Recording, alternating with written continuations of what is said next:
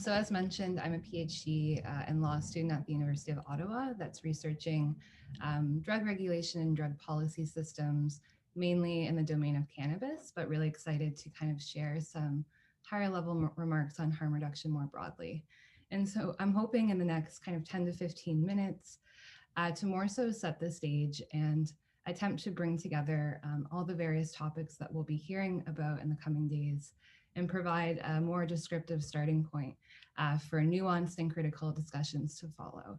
And so I'll quickly go over what harm reduction is and examples of its implementation in Canada, followed by a look at some of the legal and political level considerations that influence harm reduction and its positioning as a drug policy alternative.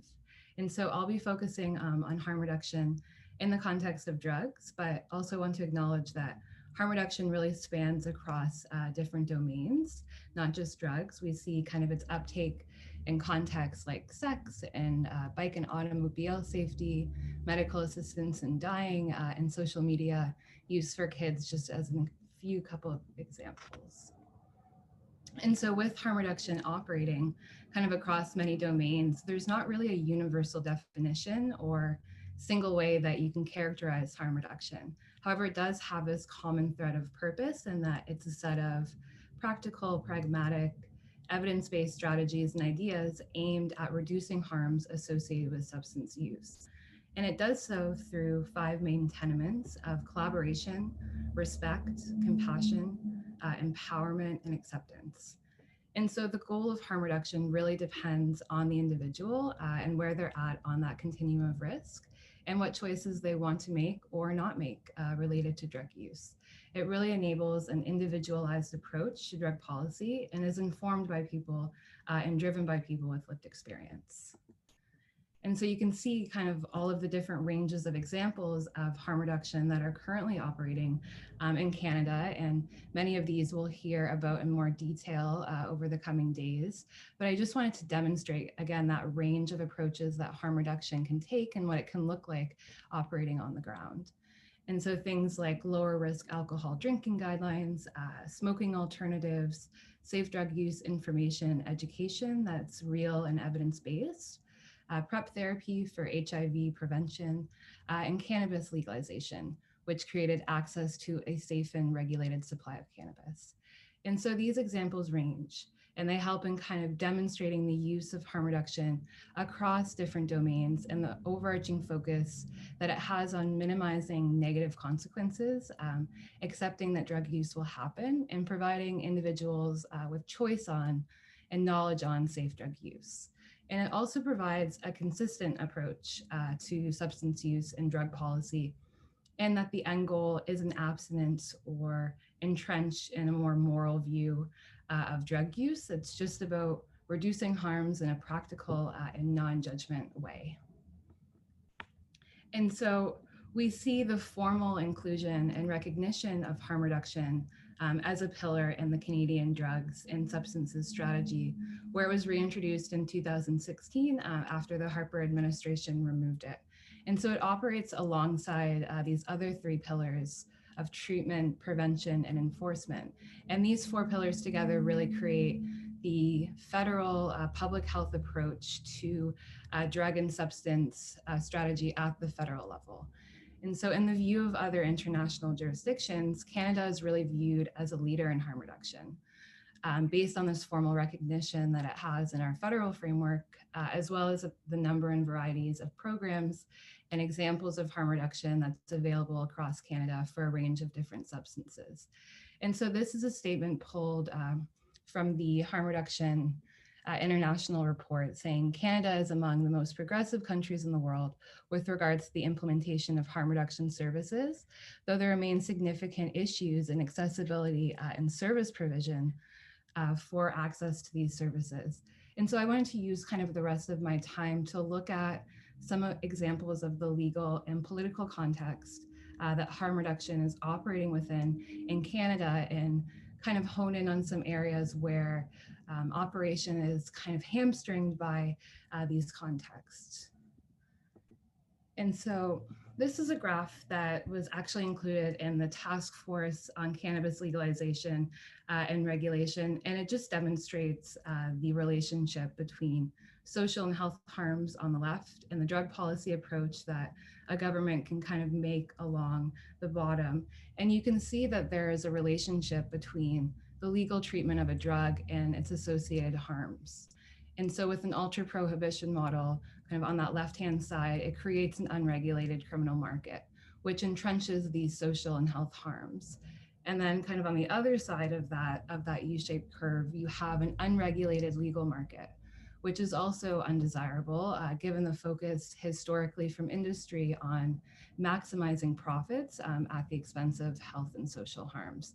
And so there's a goal in drug policy initiatives recently and kind of currently to try to remain within that green bucket where you have strict legal regulation and you're able to better control the social and health harms that are associated with drug use.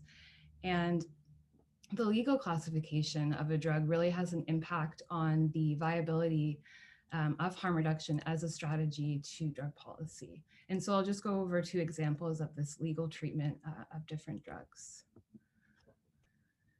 And so there still remains a criminal law prohibition for many substances, which, referring to the U graph, would fall on that further left-hand side, where we actually see an increase in harms from a social and health perspective, and also a reinforcement of this idea in a prohibition model that drug use is wrong and kind of immoral. And in this model, harms are heightened when a substance is being accessed from a criminal market due to the nature of the market itself, but also because the criminal law produces a number of harms in and of itself by subjugating the individual to the criminal justice system, reinforcing and entrenching institutions of marginalization, and removing the opportunity for individual choice as it relates to drug use. And so as long as there is this criminalization of simple possession of substances in Canada, whether it's enforced or not in jurisdictions, harms will continue to be amplified in this legal context of drug prohibition. And so this isn't only a consideration when we're looking at prohibited drugs, it's also something to think about and keep in mind when we're thinking about re-regulated substances like cannabis and regulated substances like tobacco and alcohol. And so this is just an example from cannabis where it was legalized and strictly regulated in 2018, but there was a continuation of the criminal law through the creation of new cannabis crimes and strict limitations being placed on things. And you can see examples here on the slide from the Canadian Civil Liberties Association of these new cannabis crimes. And so this includes things like possessing a budding or flowering plant in public, growing more than 4 plants, or having over 30 grams of cannabis on you in public. And so while re-regulation and creating access to legal cannabis or legal substances in general can be viewed as kind of de facto harm reduction by moving the placement on that U graph, need to be careful in these models that new harms aren't being introduced into the legal environment, like the case here of an 18-year-old friend passing a joint to a 17-year-old friend, which is now punishable by up to 14 years in prison.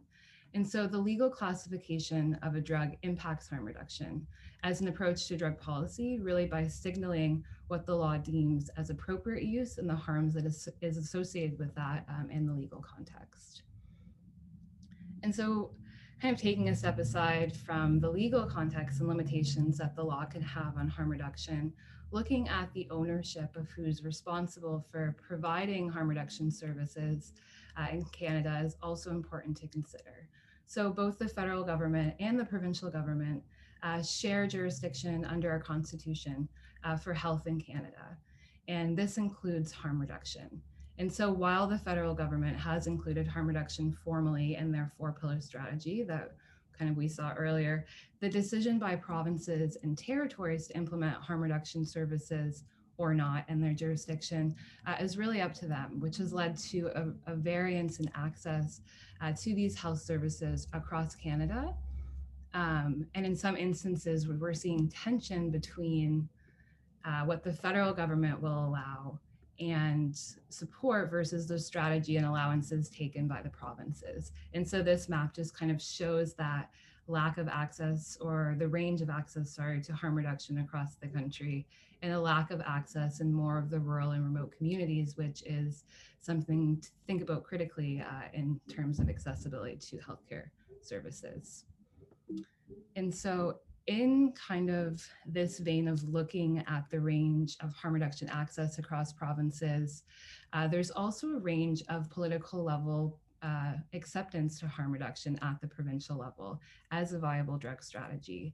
And there's a range of willingness by political leaders that's evident across the country to provide access and funding to harm reduction at the provincial level. And so these are just some news articles from leaders in the recently that have been highlighted. So Doug Ford saying he's dead against supervised injection sites, focusing on rehabilitation instead. Premier Jason Kennedy rejecting harm reduction as a model, as well as difficulties in Nova Scotia in garnering support and political buy-in for an overdose prevention site. And so despite having this inclusion of harm reduction within our federal drug strategy, there's kind of a variance in the provinces in terms of getting on board with this approach. And one reason for this relates to the fact that many people, political leaders included, still kind of view drug use through a moral lens. And so this is a statement that was pulled from a paper by Elaine Hishka and colleagues where they analyzed harm reduction across Canadian provinces. And it really helps in providing kind of one frame on the range of political willingness to support harm reduction, as it can be considered a morality policy area. And this moral view of drug use as being good or bad or right or wrong seeps into political discourse and limits the acceptance of harm reduction programs from really being incorporated across the board. And so in morality policy areas, especially in drug policy, political leaders are easily able to kind of shift in their policy focus onto things like prevention and abstinence and enforcement, and position these policy actions as the most kind of appropriate approach for dealing with the consequences of drug use in their jurisdiction. And so alongside kind of this lack of political acceptance and range of access across the provinces to harm reduction, there's also community level considerations which can act as barriers to implementation that are operating at the municipality level. And so you can see examples again across the country of difficulties being experienced by those looking to expand or create access to harm reduction services at this community level. And so this is an example in the top right that I'm very familiar with, being from Halifax, Nova Scotia, where there was concerns raised from community members about the potential of opening an overdose prevention site in Nova Scotia, which was a service that was desperately needed and is desperately needed in that community. And so there was a lack of acceptance really for harm reduction fundamentally as a drug policy alternative. And these concerns are present with regulated substances like cannabis and tobacco as well, where the map in the bottom right highlights municipalities in Ottawa that have opted out of cannabis retail, which raises some questions about consumers being able to access a safe, legal supply of cannabis in this new legal market, and what harms may be operating or arising when that access has been lacked. And so harm reduction is operating across all these kind of three levels, federal, provincial, and municipality, each with their own set of barriers that may limit acceptance and scale up opportunities across Canada and across communities. And these three levels are also dynamic in that they run on electoral cycles, and they have a complex set of stakeholders and policy actors and resources to allocate to substance use strategies. And this creates a really unstable political context for harm reduction and a patchwork of approaches across the country. And so despite all of these potential barriers to harm reduction that may be operating in the legal and political context of drug policy, there's a definitive need for harm reduction and mechanisms to support, choice for safe drug use in Canada, given the current cost and negative impacts that we are experiencing from substance use, and that we have historically seen increases in the harms associated with drug use. And so this is a graph provided by the CCSA, and it provides kind of a global sum of the costs and harms associated with drug and substance use in Canada. And this kind of comes alongside with the fact that we're in the midst of a devastating overdose epidemic, which has claimed the lives of over 16,000 people in the last 4 years, of which 96% were preventable.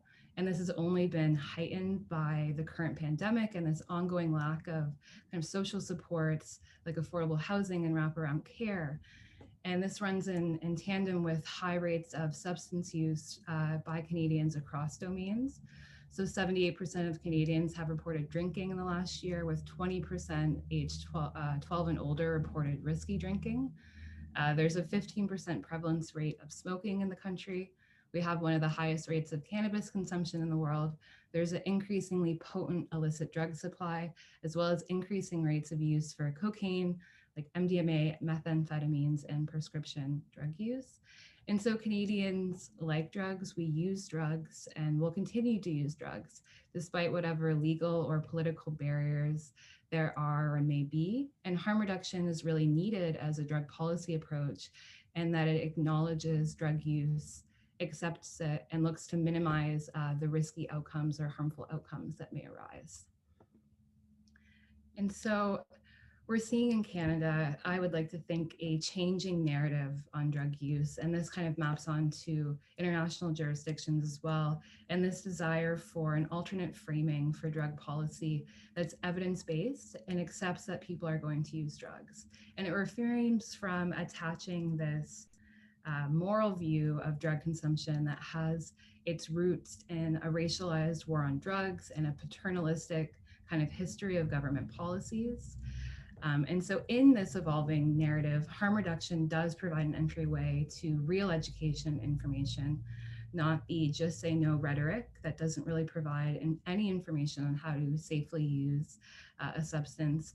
It also provides space for conversation and learning and understanding about drug use in the public view and through public resources, which is really important, which legitimizes individual rights and compassion. And finally, if we look at this 4-pillar strategy one more time, which plays out at the federal level and we see echoes of in the provincial level as well, harm reduction is really the only pillar that recognizes in its approach that safe drug use does not necessarily need to be treated or stopped. It removes the moral underpinnings and paternalistic tone of abstinence by providing choice and respecting an individual's right. And so as drug policy kind of around the world evolves, with Oregon recently decriminalizing drugs, jurisdictions changing their approaches to cannabis and kind of other substances, harm reduction is really necessary and critical in this evolving drug policy narrative, and provides a truly powerful tool to address drug use in society. And so I'll close kind of with that and just say that I look forward to kind of engaging and learning more from everyone over the next 2 days. Thanks. Thank you very much, Chelsea. All right, over to our next presenter, who is Alana Klein. She's a professor of law at McGill University. Hi, everyone. First of all, I'd like to begin by saying thank you to the Ottawa Hub for Harm Reduction, and particularly to Vanessa Grubin for organizing this extraordinary event, as well as to Giles Holland of the University of Ottawa Centre for Health Law, Policy and Ethics for his tireless efforts in making this come together. And doesn't this year give tireless efforts a new meaning? I wanted to begin by saying that I'm conscious, of course, that we're meeting in this virtual space. Nonetheless, I wanted to acknowledge the place that we're all sharing mentally, the University of Ottawa, which, as you've learned and as you may already have known, is on the unceded territory of the Algonquin people. I'm also here talking about work that I completed as a professor at McGill University, which is in my home of Montreal, situated on the territory of the Kanien'kehá:ka or Mohawk people of the Haudenosaunee Confederacy. And I'm physically sitting at the moment in Kingston, Ontario, where my spouse lives, which is also situated on Haudenosaunee and as well as traditional Anishinaabe territory. So I'm very pleased to be sharing this opening panel with Chelsea Cox, entitled Harm Reduction Definitions and Discourse. And you'll see that I pick up on a number of themes that she so ably laid out. As Chelsea pointed out, harm reduction distinguishes itself in contradistinction to still dominant approaches to drug use, the criminal war on drugs and abstinence-based disease models.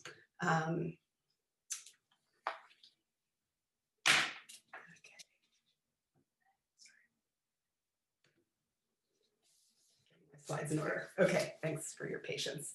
This panel, as I said, is entitled Definitions and Discourse. As Chelsea ably pointed out, harm reduction is somewhat resistant to precise definition. Since the very first International Harm Reduction Conference in 1990 in Liverpool, activists, scholars, and policymakers have failed to come to an agreement on how to define the term. This is perhaps not surprising given the multiple roles that harm reduction plays and has played as a grassroots identity-based social movement for people who use drugs, as a method for street-based outreach, as an international human rights-based movement, and increasingly as part of state institutional responses to drug use. And as this slide suggests, there may indeed, and as we'll maybe learn going forward in this presentation, there may indeed be very good reasons why harm reduction is resistant to definition in this way. In any event, as Chelsea also pointed out, the language and discourse of harm reduction is being used in a growing range of policy areas and by a growing range of actors. I'll observe that the federal government has been very careful not to use the term harm reduction in that way as a term of art in justifying the legalization of cannabis. It has instead spoken perhaps a little bit less directly about reducing harms, which doesn't necessarily mean the same thing. Yet, of course, as Chelsea pointed out, in many ways, although not in all ways, legalization is indeed of a piece with harm reduction approaches. And this is something that I'm looking forward to learning more about in the panel later this morning at around 10:45. I looked over the program very carefully. I'm pretty excited about it. The language of harm reduction is also being used in areas beyond drug use, and I won't be talking about those today, other than to say that one recent project which I recently worked on, which I will plug here, is entitled, you see it's the cover of the document in French and English, it's entitled A Reflection on Sex Work and Harm Reduction Discourse, and that appears on the website of Stella, Montreal's grassroots human rights organization by and for sex workers. And it talks about how harm reduction is used by a variety of actors, including sometimes even sex work abolitionists, which is argued in the paper as incoherent, but it's still used by a variety of actors in seeking to drive policy on sex work. Even further afield, there has evidently been some suggestion that voting is a kind of harm reduction for colonization, which received a fair amount of resistance, and I'll leave that for us to talk about over virtual coffees perhaps later.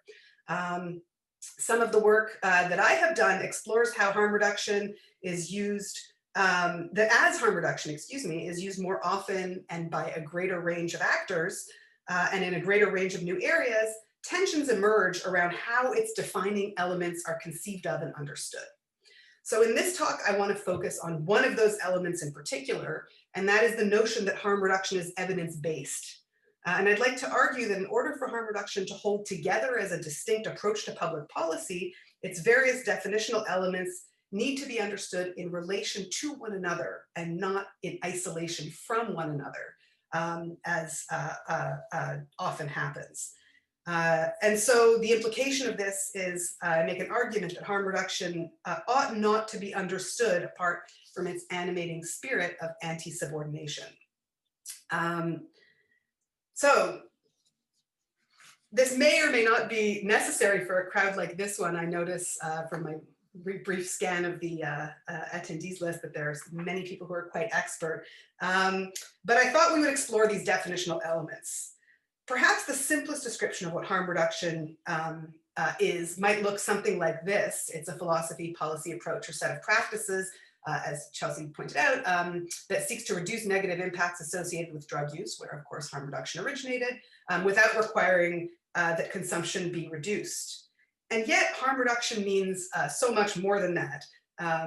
As this live illustration from one harm reduction conference, I think in 2008 or 2009, makes clear. We won't be going over that one in detail.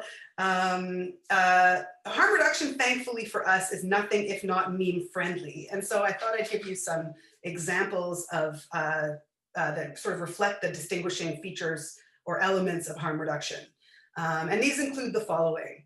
One, of course, is value neutrality or non-stigma in relation to the underlying activity. As Chelsea described, we do lots of dangerous things in life, everyone does. Many behaviors carry risks. We should focus on helping people to reduce those risks rather than on judging for taking those risks. And so the image on the left focuses on how we use drugs. The image on the right focuses on the wrong of drug use itself. And so the left is a harm reduction approach, the right is not. And you see here, of course, that classical harm reduction approach of needle exchange then, for example, the sort of originating example, here is situated in this meme among other interventions that reduce harm in relation to activities that are stigmatized or less stigmatized to varying degrees. And yet research, including some by people at this conference, like the excellent paper by Alana Klein that Chelsea pointed out, shows that different harm reduction actors will reflect this feature of harm reduction of value neutrality differently. So for instance, peer workers will tend to have less explicit or implicit stigma about the underlying behavior or activity than some professional health actors, or as the sex workers in the project that I mentioned earlier observed, harm reduction discourse around sex work risks in some contexts slipping into casting sex work itself, the very sale of sexual services, as inherently risky, which is something that sex workers dispute or deny. Harm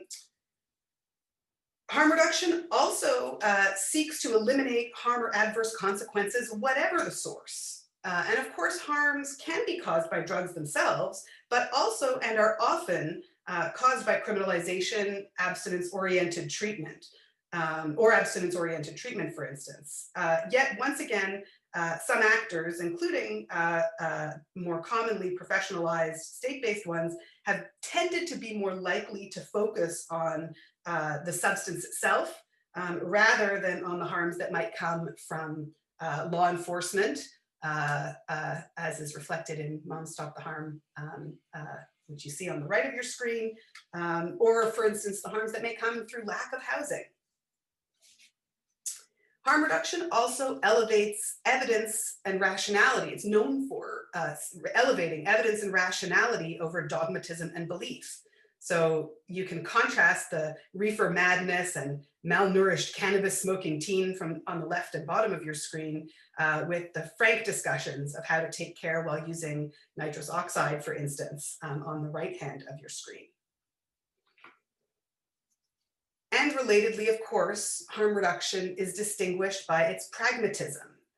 And this indeed underlies part of its resistance to precise definition, whatever works without judgment, although I suppose the meme on the left is perhaps a little judgmental of millionaires. Crucial to harm reduction is centering the voices, needs, and experiences of those most affected. Harm reduction is grounded in this idea that people who use drugs know their needs, deserve a say and a bigger say in the policy that affects them, and that they care about their communities. Of course, this is true of all people, but we need only to be reminded of this when it comes to groups whose needs, particular groups, and those are the groups whose needs harm reduction has traditionally addressed. And here, by the way, there's also a link to a fundamental feature of harm reduction that not all actors necessarily recognize or embody equally, and that's its intimate link to human rights.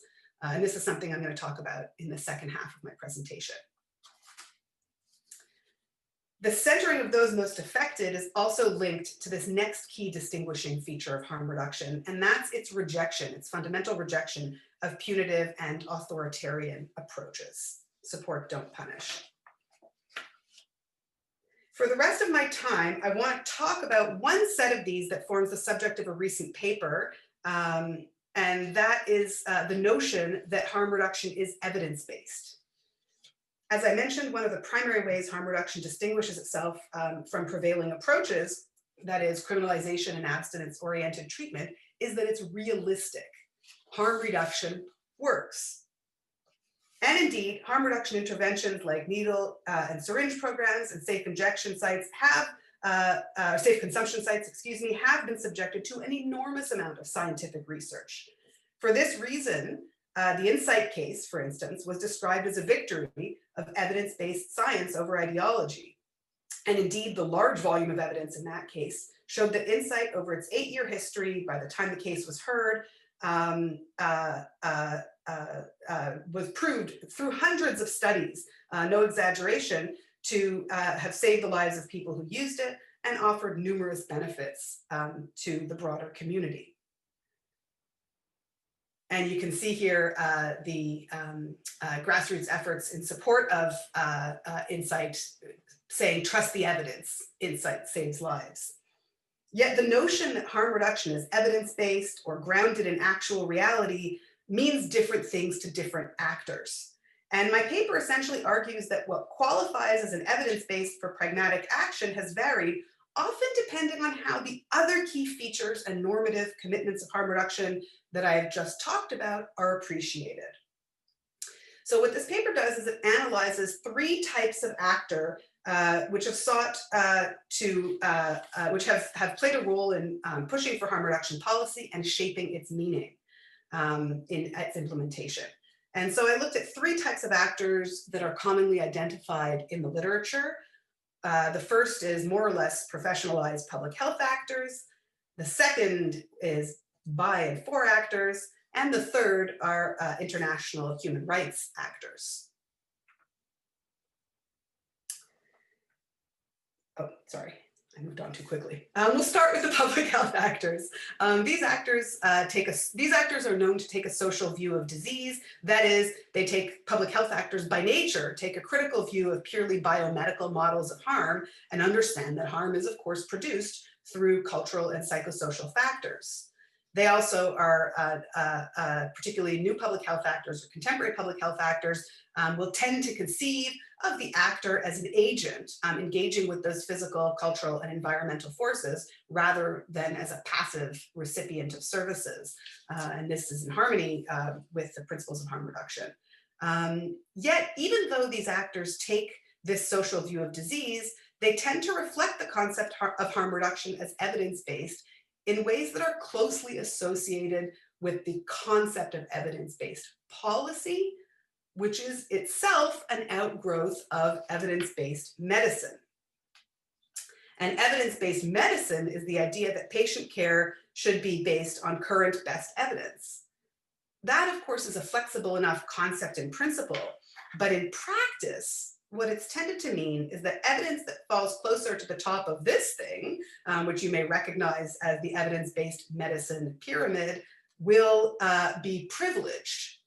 And this presents a few problems, which by now might be evident to you from a harm reduction perspective. First of all, of course, it will tend to favor and legitimize the knowledge of professionalized actors over that of on-the-ground experiences and knowledge of those most affected. And of course, some sources of harm may be more obvious to those actors or may be easier for them to study. And further, of course, there's the question of how politics impact research funding for what actually makes it up this evidence pyramid, not to mention that as we wait for information to make its way up the evidence pyramid, people's lives are put at risk. Not only that, but when harm reduction interventions, like, for example, decisions whether to distribute inhalation kits or naloxone or to scale up safe consumption sites are denied, with reference to the fact that current support doesn't fall high enough on the pyramid, this leaves in place a status quo, the absence of such interventions, which is not itself grounded in evidence, but results from such things as illegitimate exercises of brute political power, or they may be based in stereotype, or both. Point is, the status quo is also not evidence-based. Public health scholars have, of course, questioned the precise ways in which hierarchies of evidence ought to factor in to complex policy areas where normative and ethical dimensions are so important. In other words, should these hierarchies of evidence be applied rigidly in these kinds of ways? Nonetheless, it remains the case that where public health actors do shape state policy, it's often through more or less medicalized notions of what works. Not always, but often. When people who use drugs, on the other hand, collectively advocate for, steer, or deliver harm reduction services, their starting point is knowledge grounded in individual and collective lived experience. But it's very important to realize that favoring experiential knowledge does not mean that these grassroots manifestations of harm reduction are non-empirical. On the contrary, the idea is that what people learn through their lived experience is a valid knowledge base for policymaking, and one that is often neglected, ignored, or suppressed by blinkered state institutions working within existing political structures. And so, for that reason, some early grassroots harm reduction initiatives, like Rotterdam's Junkie Bond, founded in 1981, whose zine is pictured here, do not seek to engage state processes by affecting or seizing its power, or at least they didn't do so initially. Rather, what they sought to do is to create a sphere of autonomy within which the claim that harm reduction works really amounts to a claim that affected individuals and communities can be trusted to know better how to ensure their own well-being than state-based entities. For that reason, many have described these early roots of such organizations as anarchist. More recently, as I will discuss shortly, by and for organizations have sought to collaborate with and influence state institutions, essentially to work to reveal the ways in which state policy fails to recognize truths that are known or that could be understood through the knowledge of those most affected. Before I briefly mention some of those initiatives, I want to mention a final set of actors, and those are international human rights actors. There has long been a close connection in particular between grassroots and international human rights actors. Both share commitments to dignity, individual autonomy, and freedom from arbitrary or unjustified state coercion. As Joanna Erdman has explained it, harm reduction offers the evidence of the effectiveness of rights-based approaches to health on the one hand, while human rights offers a normative validation of harm reduction interventions, or an obligation to act on the evidence of interventions that are known or knowable to reduce harm.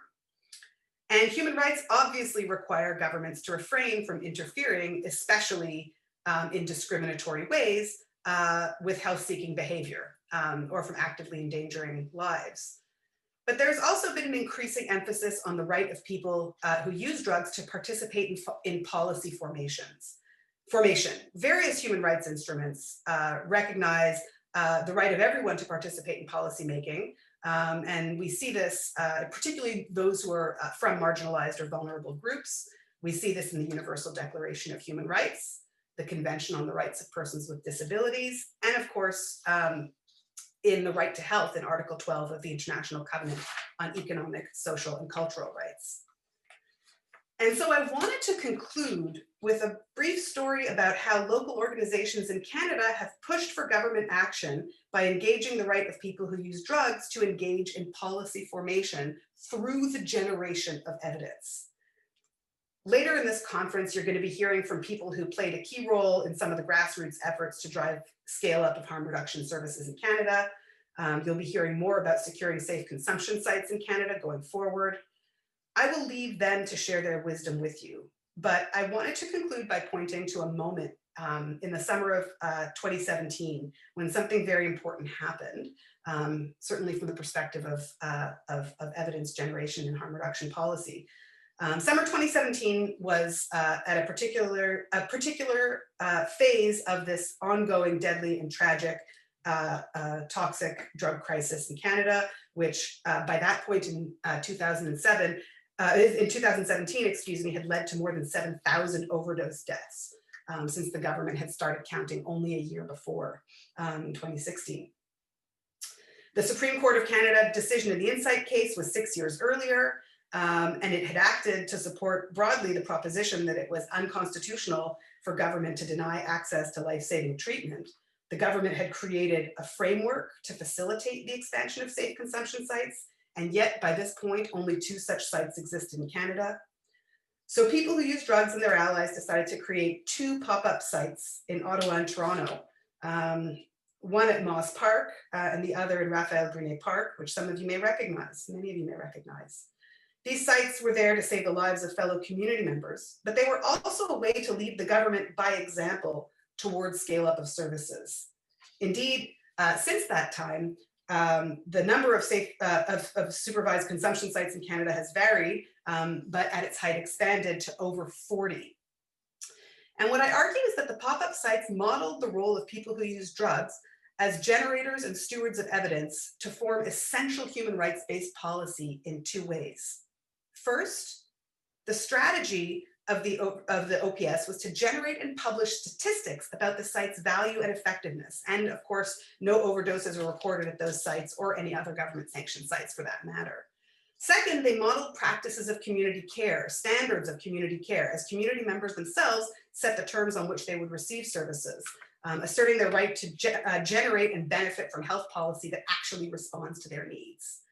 And so in terms of the frameworks for determining and implementing what works, these pop-up sites can be understood to reflect a kind of convergence or engagement, at least, with the 3 harm reduction settings that I discussed earlier.